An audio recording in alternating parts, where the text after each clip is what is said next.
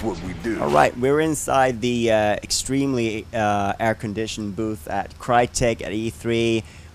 I've just been able to see a demo of a game that was announced just a brief while ago, a week ago.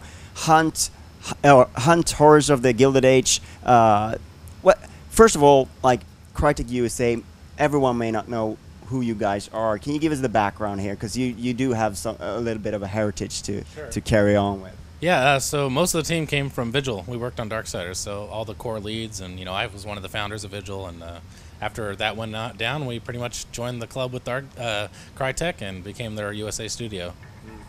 Great thing that you were actually able to sort of survive that period, because a lot of times when a developer goes under the way you did, then everyone goes their own separate ways, spread by the wind, and sort of that core team never gets back together again. Yeah, no, it's nice. We love working together, and it's like one thing people don't realize in games is that it takes a while for a team to gel together and learn how to work together, and so losing that can suck. So it was great to be able to keep that together. Was this a project that you were sort of looking at even before Vigil went under? No, we pretty much had to start from scratch. We didn't get any of the rights from anything from Vigil, so we just started square one and said, hey, what do we want to make? Which was kind of cool. I mean, it was a little bittersweet losing Darksiders, but on the other end, it was kind of fun to do something new. Because I understand you were working at something towards the end, or something that you were in pre-production on. That project is completely dead and gone now. Then. Yeah, that was also very cool. I would love to make that game someday, but this is also cool. Maybe there's an opportunity down the line, whatever. What had struck me at this year's E3, we got a lot of 19th century games coming out in 2015, 2016, whatever. We have The Order, we have things like Bloodborne, you have your game. Very different games, but that era, what do you think it is about that era that sort of lends itself well to video games, and why sort of so many developers have taken to it now? I think it's an interesting time period because a lot of stuff was being developed, like electricity and steel and skyscrapers and railroads, but at the same time the world was still very primitive. Like there wasn't a lot of good communication.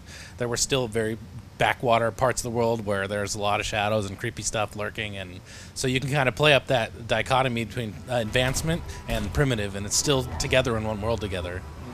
And you've picked an area that's very sort of full of myths, full of that atmosphere. A lot of different cultures come together in sort of in that Louisiana Bayou area. Can you tell us a little bit about that setting and why you picked it? Yeah, so I mean the game is all about hunting down mythological folklore and creatures like that. So looking into the different areas of the world, and we do plan to have areas all over the world. That's the long-term plan. But the first area we said, hey, we want to pick somewhere with a lot of steeped in folklore, and there was just a lot of cool stuff in the swamp. It's not something you really see in a game that very often. It's not explored that much, the whole voodoo culture and all the cool stuff that's going on there. So we said, hey, let's start with that and make some cool bosses there. Sounds great. This is an action co-op game. There's 4 players. Can you tell us a little bit about these silhouettes that we're seeing here in the background? Are these fully fleshed out characters? Are you customizing them yourself? What's the story here?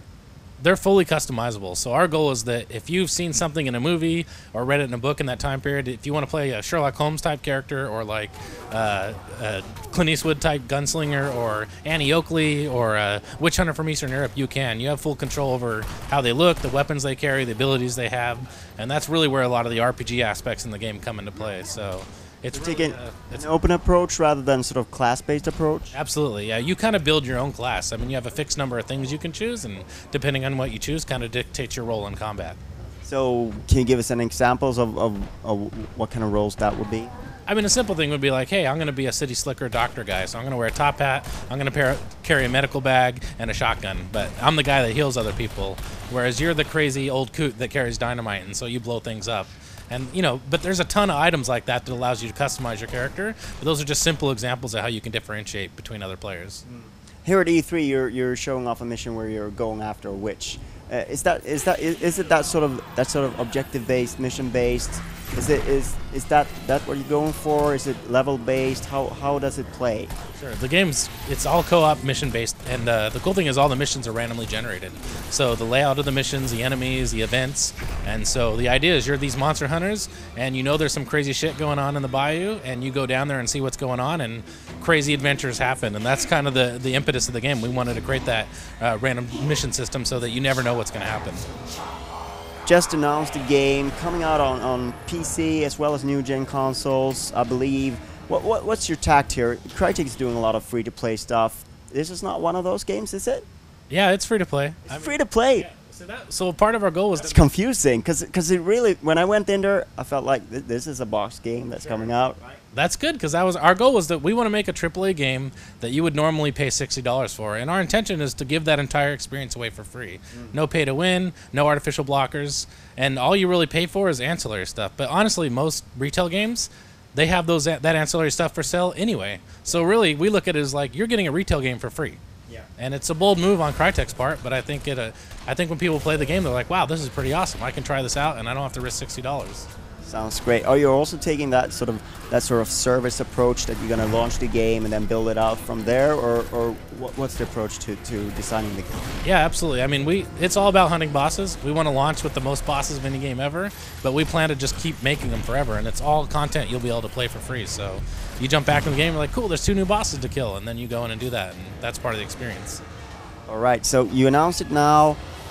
What's the rollout here? Do you plan to release it in an open beta at some point, or a closed beta, and what can we expect? Yeah, the next step is closed beta in the fall, and that you can go to huntthegame.com right now and sign up. But yeah, that's the next big step, and hopefully some people get to check it out and see what the game's all about.